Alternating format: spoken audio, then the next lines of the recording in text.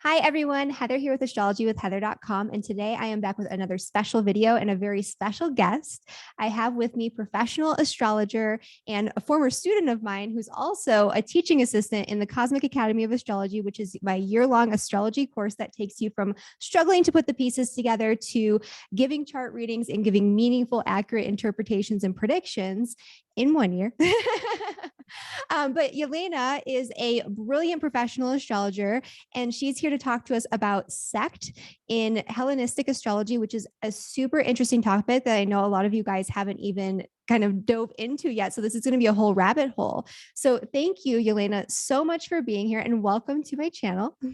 Yay. Oh my gosh. I feel so grateful to be able to be here. Thank you so much, Heather. I really appreciate it.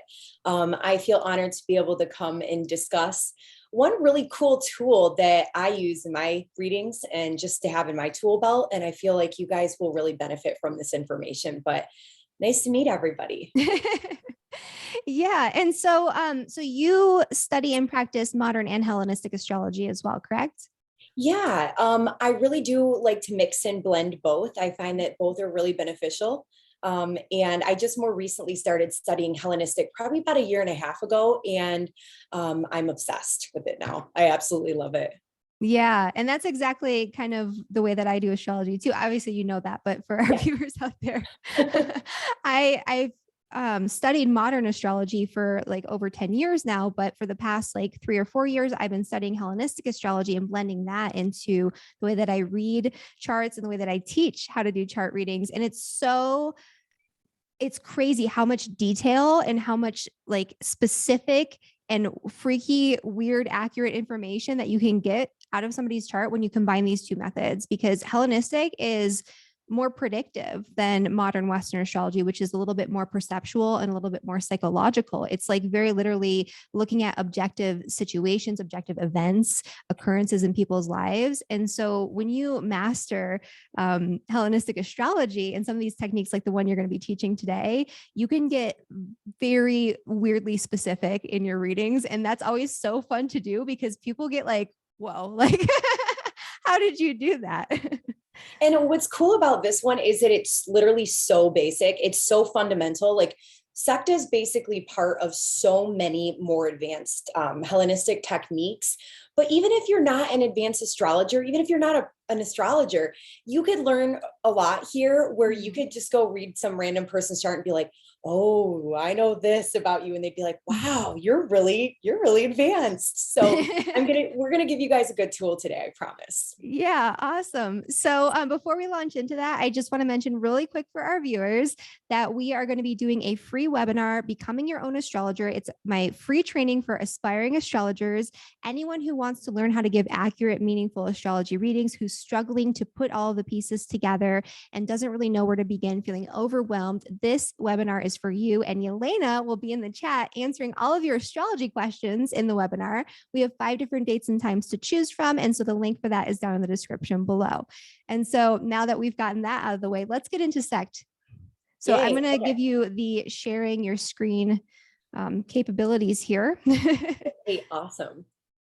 And Yelena has created a presentation for us, which is something that she does really beautifully for all of our students too. Oh, okay, there we go. Okay, perfect. So you can see that okay? Yes. Yeah, so basically I kind of formatted this similar to some of our like teaching assistant study groups that we have in Heather's Cosmic Academy, where we learn as a group and it's really fun. So this is kind of a little flavor of what we do in the Academy. You guys would seriously love it. I had so much fun being part of it last year, and Sect is actually something that we teach in the Academy, and we go a little bit deeper into Sect and kind of tie it into other topics. But right now, I just want to give you guys a good foundation and an introduction to this concept of planetary sect, which, like Heather said, it's a traditional Hellenistic technique and concept that's very foundational.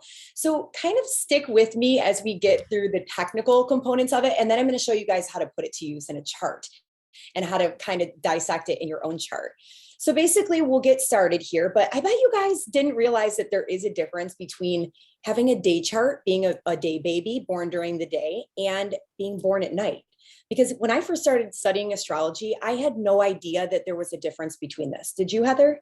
No, actually, I didn't really realize that. I've heard some things when I was first studying about the moon maybe being more important if you're born at night. Yeah. But other than that, it's not really talked about in modern astrology. And so when we got into Hellenistic, this was like a whole rabbit hole. Yeah, for sure. Like this was definitely lost in the modern astrological times, and it was resurrected again when in what they call the Hellenistic revival, which was in the 90s. So we're really lucky to be able to have some of these old doctrines where we have some of these concepts and techniques. But anyways, in the presentation today, I'm going to give you 2 rules for using Sect in general that we highly recommend you follow. And talking about what is Sect and kind of how to break that down in your own chart, some of the components of that. And then I just have a couple previous client examples, as well as one well-known person that we're going to put into practical use, this technique. So 2 rules. First and foremost, you have to use the whole sign house system. The reason being is that this was the house system that was used in ancient times. So we would like to stick with what they did when they created this technique and concept. So all of the newer quadrant-based house systems like Placidus and everything will push aside just for this one technique, and also sticking with the 7 traditional planets. So that is going to be Saturn, Jupiter, Mars, the Sun, Venus, Mercury, and Moon. And yes, the Sun and the Moon are considered 2 planetary bodies in a traditional Hellenistic sense. So those are the only planets we're going to use. And that being Pluto, Neptune, Uranus, they weren't discovered yet, you guys. So we're going to just stick with traditional ways of doing things here, just for this one thing. Yeah. And the outer planets, by the way, they don't have a sect. So it wouldn't even make sense to have that in this presentation. Yeah, exactly. Thank you.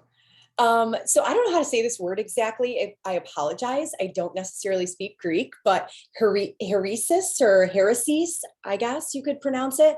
That is actually the Greek word for sect. And that means a team of some sort. So it could be like an alliance. And I've actually heard other astrologers refer to it as political parties. So you can think of like the sect light, which is the leader of each sect, as the politician, and then the planets that follow that sect being the political parties. And we're going to get into what that means in a little bit here. But sect in general is pretty much a way of taking planets and assessing the way that they're going to perform in each individual person's chart. Because based off of if you were born during the day or during the night, it's going to change the way that these planets behave and operate. So this is kind of based off of day chart and night chart. We're going to show you how to identify that in your chart. Of course, you can go off of birth time, but there's always a way of seeing it. And we want to kind of technically know how to identify that. But first and foremost, if you are a day chart person, you're going to have what I like to call the team lead of your chart, and that's going to be the sun. So in Hellenistic terms, it would be called the sect light.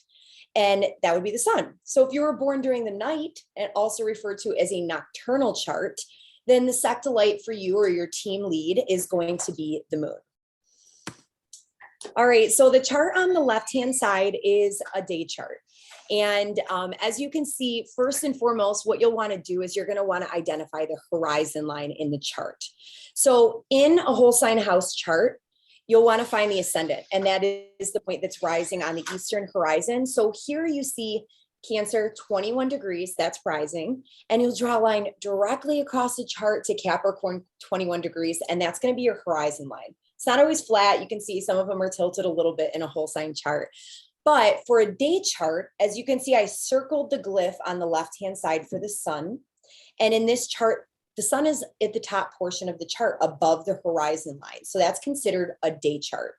So your sect light is the sun. That's going to be your team leader, the one that represents you. On the right-hand side, you can see it's exactly opposite. So we found the horizon line, and the sun is actually located in the second house here. So it's in the bottom portion of the chart. So that's considered a night chart, and your sect light would be the moon. So is that pretty clear? Do you think I missed anything? Oh, this is very clear. And this is a very straightforward, very awesome presentation, as it would be, because all of your presentations are like this. But yeah, this is very clear. Doing tedious little, here's an arrow, put this here. Okay, so anybody can stop really quick and just imagine if you kind of know what your chart looks like, or I guess if you have your birth time, go ahead and do that too. But just to be more exact, you probably can start to imagine what kind of chart you have.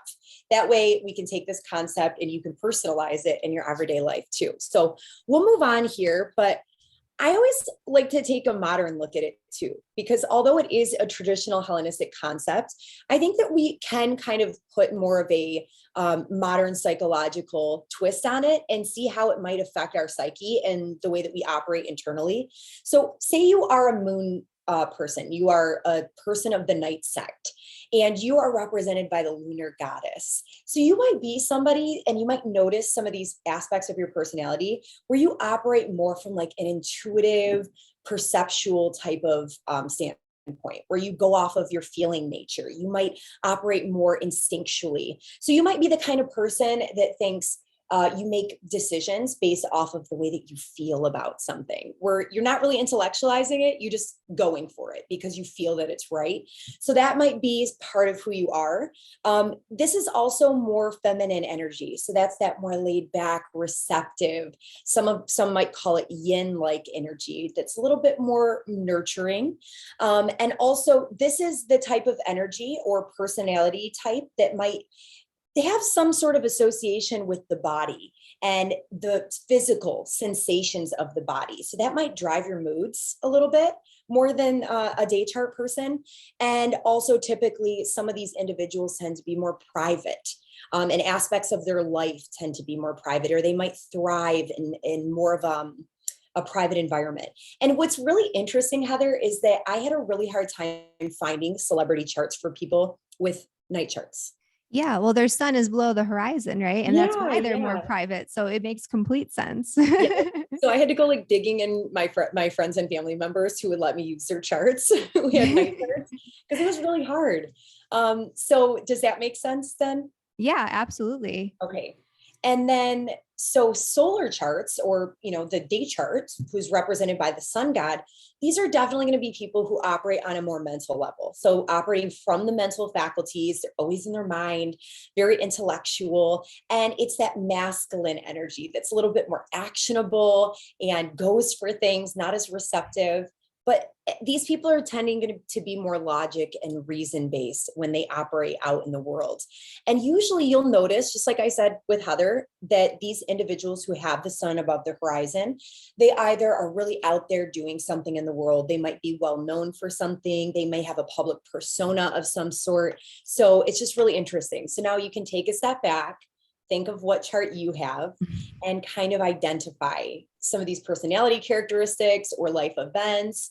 And I think it'd be cool to maybe leave us a comment and let us know if you resonate with that, because I would love to read some of your examples too. Yeah, definitely. Comment below, you guys. Let us know if you're a day Yeah. or night chart and if this makes sense for you, or if you feel a little bit differently, because maybe your sun is above the horizon, but it's in the 12th house and you're shy. Oh, So yeah. there's some caveats to this, but overall it's still going to be more action oriented. And you think about it too, like it's literally, if the sun is in the 12th house, it has just risen. Like it's just barely morning. Like, are you like, for most people, that's kind of like an in-between state, right? Of consciousness. Like you're just waking, you're still kind of in that more, is it the beta state or the alpha state when you're rising from sleep? I am not 100% sure on a state, but I was just thinking like that the 12th house is said to be like the gestation period of birth. So it's Yeah, like, it's a weird place to be in general in the chart. So you're yeah. totally right. Yeah. So yeah, you could maybe be more in like a twilight position in between these two in Yes. the 12th house. But anyway, that was just And my that's a thinking thing about too it. that I was going to put in here, but it was going to make it too long. That when people, there is a thing called a twilight chart. When your sun is very close to the horizon line, you kind of have to play around with it. If you're within a couple degrees of the horizon line, take this information and play around with it. If you don't resonate with the day chart, maybe take on the characteristics of the night if your sun is close to the horizon line. But Yeah. for That's a sake whole of nother time, topic. And yeah, I yeah. had to do that with my husband's chart, and we figured out that he was operating as a night chart, Interesting. even though his sun is like right, it's literally just below the horizon. So it was like kind of in that And weird what gray time of birth area. was he?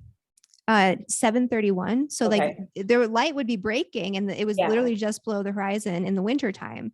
But the way that you can figure this out is looking at what we're about to talk about, which is the malefic versus the benefic planets and how they Yeah. operate and function in the chart, because Saturn was operating very clearly as the stronger malefic in his chart. And we were able to kind of piece that together from there. Yeah. So if you guys are, advanced in your studies, you can take this and put it to use and kind of play around with it in your chart if you feel like you don't resonate with your sect as well. So there's a little give and take, like Heather said. Okay. So now we can figure out who our teammates are. Now that we know who our leader is of our sect, we can figure out who is on our team and who's against us. So first and foremost, each leader, each sect light is the leader of one benefic planet and one malefic planet.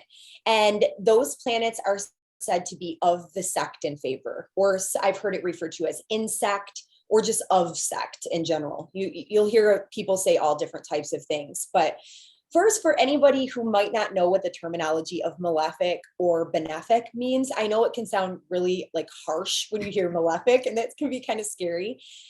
So benefic basically is just a planet that brings much more desirable things into our lives. It can make things much more easy. It can make things flow a little bit better, and typically tends to be planets that say yes to things, right? Am I missing anything with that? Oh, that's good. Okay. And then malefic planets tend to negate things. They like to say no. They like to bring challenging circumstances that can be disruptive, misfortune, misheaval, or upheaval, sorry. And yeah, so basically that's just a little quick breakdown. But if you're part of the day chart, you're a day sect person. Obviously the sun's your leader, but your sect benefic will be Jupiter and your sect malefic will be Saturn. If you are a night chart person, moon is your sect light, your leader. Your benefic of sect is Venus, and your of sect malefic is Mars. So one thing I do want to explain to you that people get a little confused about, they say, well, so what does that mean that since Venus isn't on my team, she's not a good planet?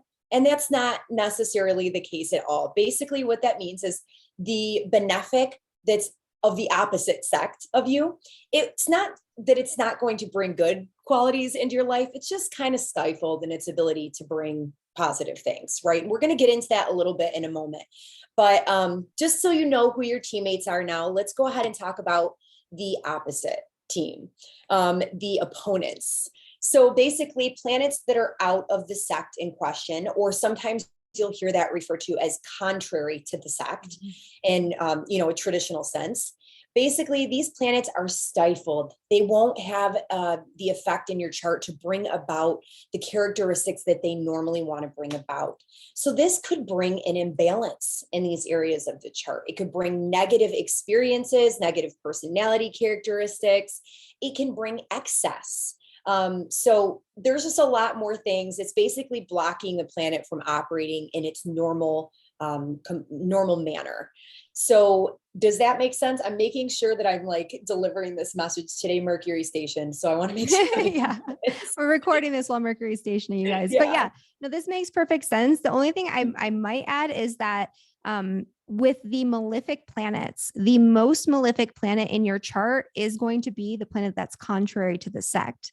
The malefic that's on your team, in contrast, it can still bring things that are slightly challenging, but you're going to be able to overcome those challenges. It brings surmountable challenges versus the ones that are out of sect can have the complete ability to say no to something or stop you from being able to do something in your life on it from an objective standpoint. This isn't like, a psychological thing or, a perceptual thing. It's like from an outside looking in, if Mars, let's say you're born during the day and Mars is the planet contrary to the sect, and you have a Mars activation in your chart, that can objectively stop something from happening that maybe you want to happen, or sever something in your life, like separate you from something.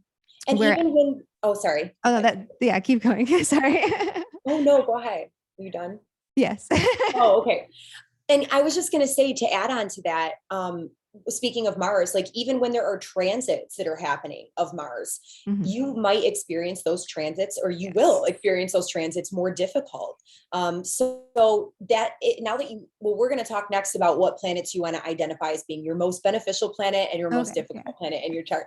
But once you are able to identify that, you can watch out for it when you know that there's certain transits happening or when certain parts of your chart are being activated. So it is really interesting.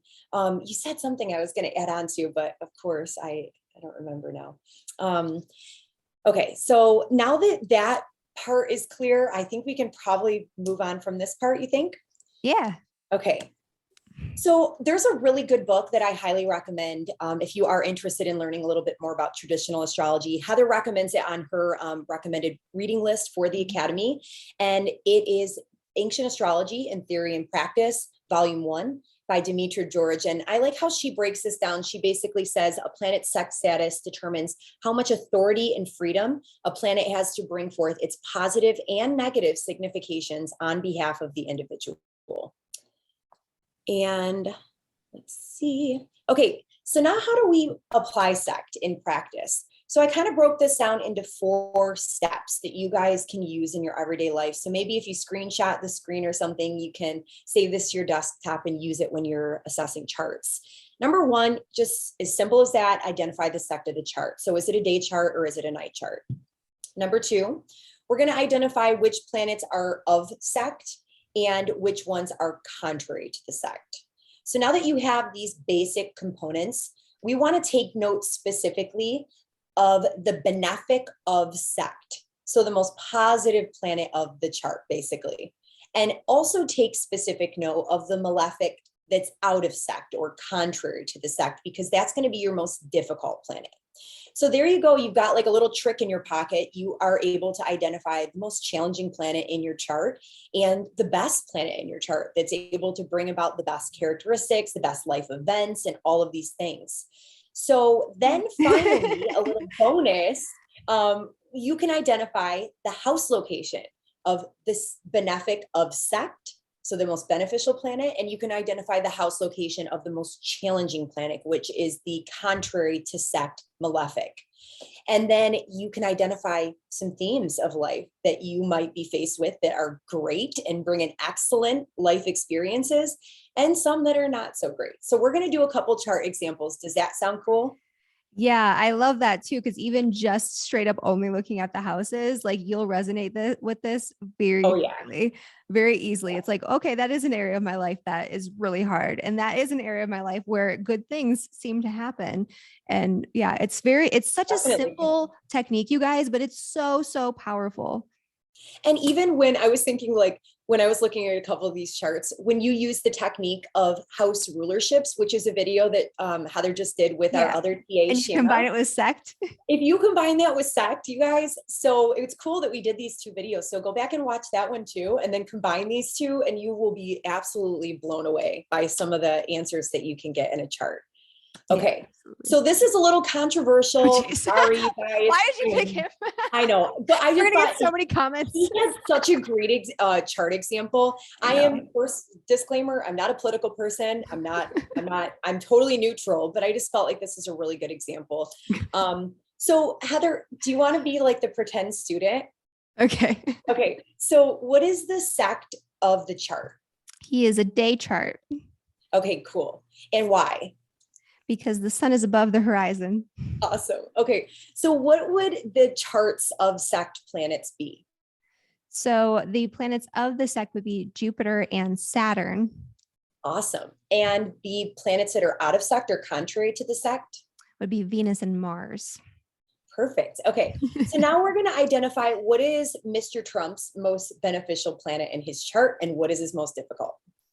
So the most beneficial planet, because he was born during the day, and Jupiter's of the sect would be Jupiter. And the most difficult planet for him would be Mars, because that is the malefic contrary to the sect.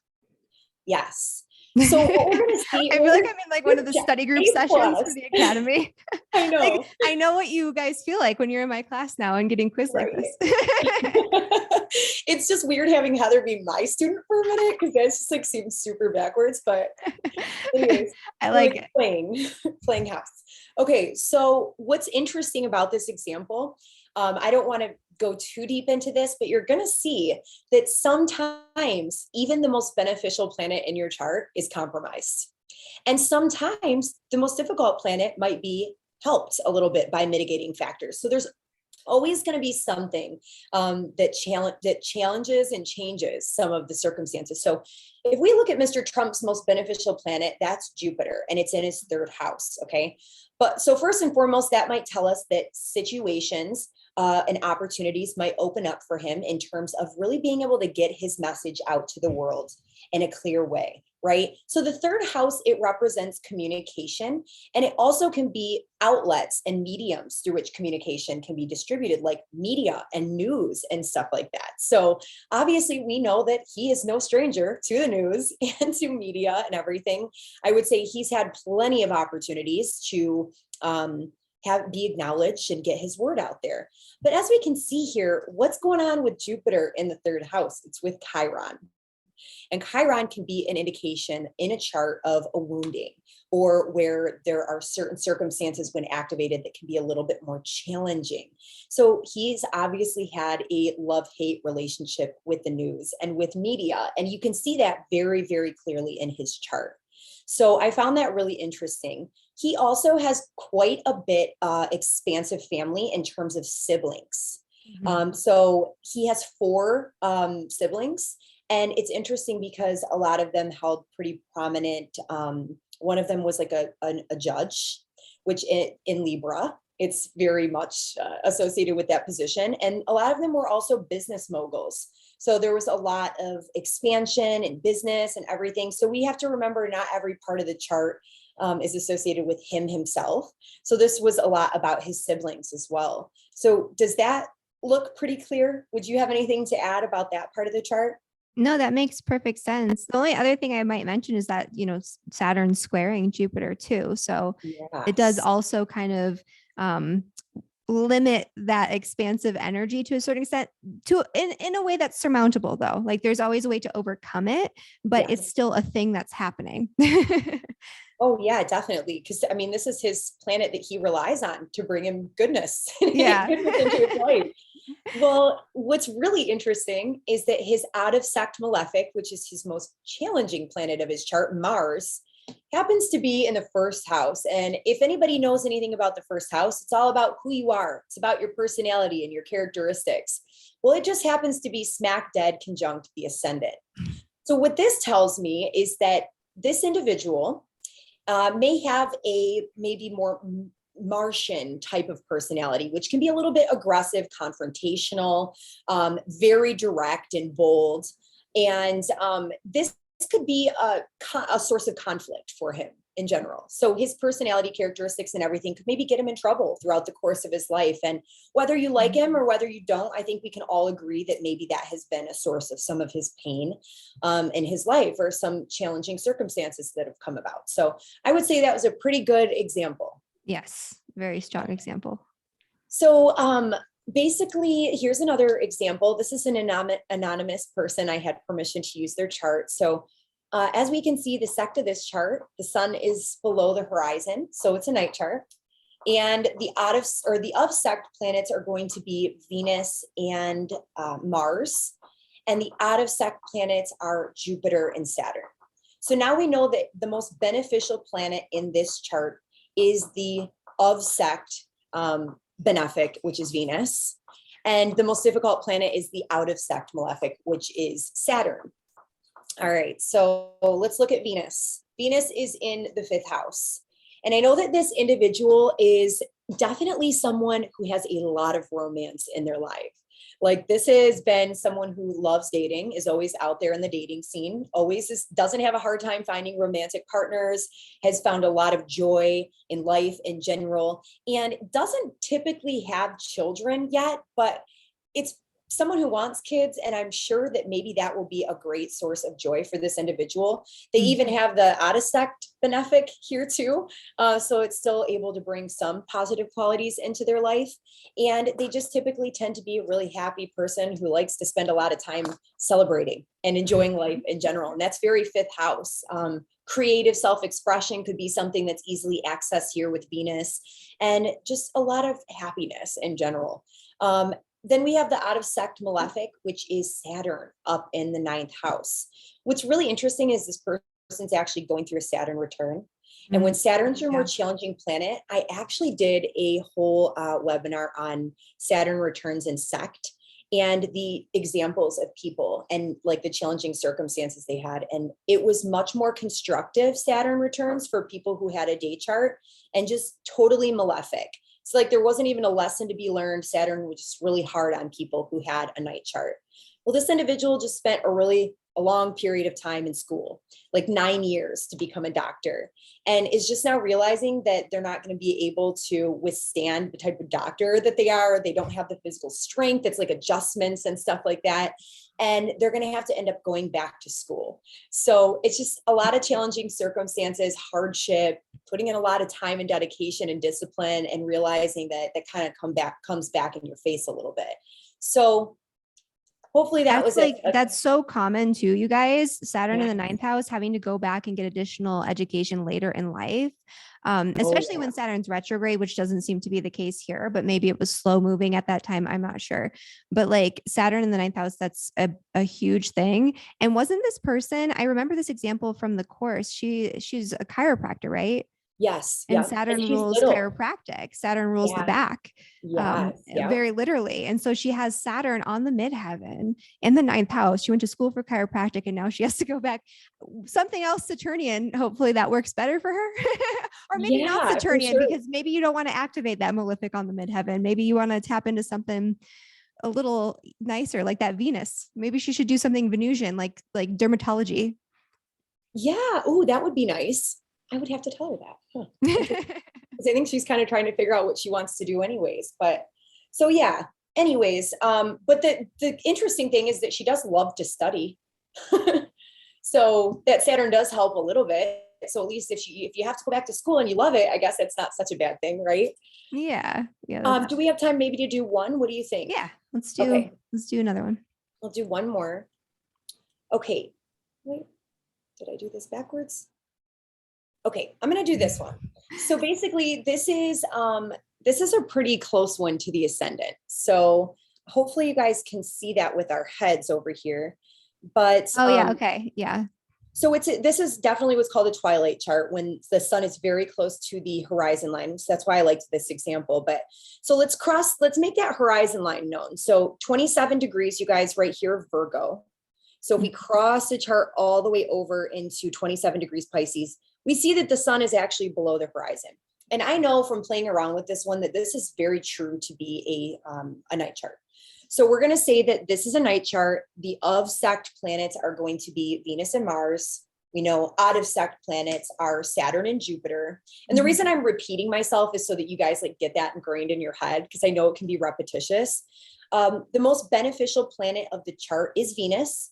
And the most difficult planet is the contrary to sect malefic, which is Saturn. Okay. So we've got Venus in the sixth house.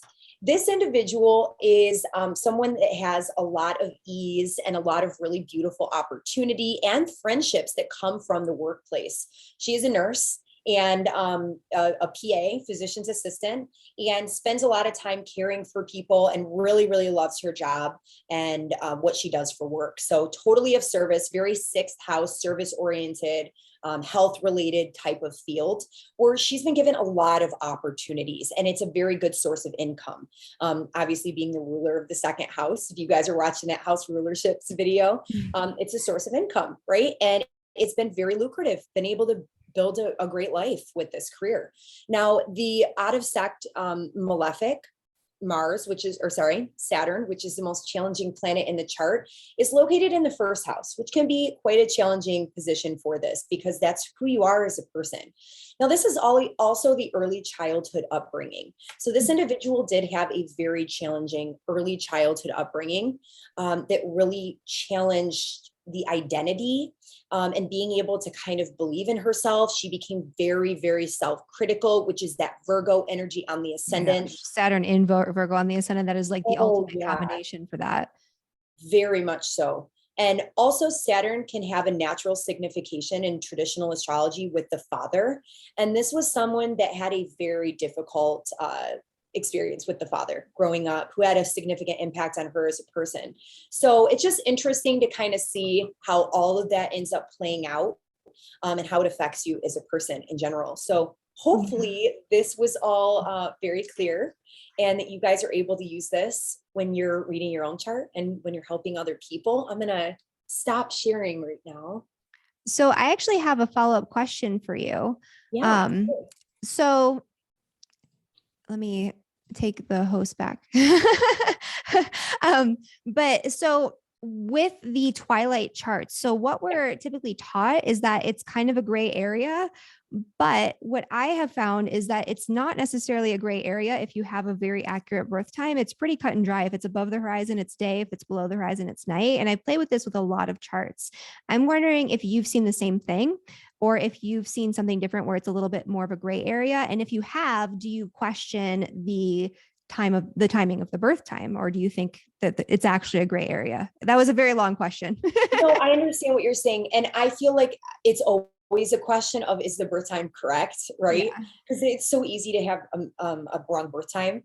But what I've found too, and what I've actually had a couple teachers find as well, like I think Chris Brennan was one of them that said that usually when it's like when the sun is really close to the descendant, it's not as like usually it's always pretty much going to be accurate, but it's usually when the sun is rising and the sun is coming up is usually when there's a question, like that's if it's within 6 degrees, I guess, but on this side it's not the same. So for my understanding, I honestly it's usually people that have the sunrise charts where the sun is just slightly below. But obviously you've done way more charts than me. I've done several, but yeah, I don't know, I'm still kind of assessing, I guess you could say. Okay. Yeah. I mean, I'm still looking at it I look at it, each one individually. I don't have it like set in stone. If it's like on the cusp like that, like I do play with the chart a little bit to see which malefic is operating as the stronger malefic versus which benefic is operating as the stronger benefic. And that's usually a good way to see. But when they have a super accurate birth chart, it seems like it's pretty cut and dry most of the time. So yeah, I was just wondering if you saw the same thing, but yeah. So if you guys are trying to figure that out because you have a Twilight chart, first just look at if the sun is above or below the horizon. If it's below the horizon, play with it as a night chart. If it's above the horizon, play with it as a day chart. And you might need to adjust a tiny bit. And maybe your chart timing is a few minutes off because, you know, it's not always the exact time of birth when somebody's like shooting out of the birth canal and then they're like, oh, this is the exact time. Like it's, you know, you don't know exactly because it's when you take your first breath and that's not always when they record it. And so sometimes it can be a little early or a little late. I always like to give the example too of my husband one time, because he's an ER nurse. He gave someone a birth time because the doctor, I don't know what happened, but my husband somehow ended up writing down the birth time on the certificate. And this woman gave birth in the parking lot and he had no idea what the birth time was. And he just like guessed and made one up. And I'm like, oh my God, you can't do that. This child have the wrong birth chart. And imagine if there was like chaos in the delivery room and somebody's frazzled and they're like 6:45 and it's 8 or something. Like, yeah. So that even the birth chart times can be off because you might have something weird like that going on. Exactly. Yeah. But anyway, that was a little bit off topic. But yeah, thank you so much for that presentation. That was amazing. I'm sure everybody learned a lot from that. So if people want to find you, where can they find you on? First off, you should subscribe to Yelena's YouTube channel because she does amazing forecasts and amazing videos. So I will link that below. But if they want to book a reading with you, where can they do that? Yeah, so I have a website. It's yelenacrawford.com. My name is spelled a little bit weird. It's Yelena. Crawford.com. Okay, awesome. And I'll post that down below too. You guys should definitely book a reading with Yelena. She's very good, as you can see Thank from you. all of the information. And she does Hellenistic with modern astrology, which I love. I think that's a really wonderful way to do readings where you can get the best of both worlds. You can get that like psychological kind of interpretation where you're learning more about yourself and your inner world, but you can also get the more objective side of things, which can be super useful when you're putting these together. So Yes. And I like to do it more of like a kind of like a coaching session too. So it's cool to combine it all in that way. awesome. Well, thank you so much for being here. Thank you so much for having me. That was really fun. Yeah, it was. We'll have to do it again sometime. For sure. Thanks, Heather. All right. Bye, everyone.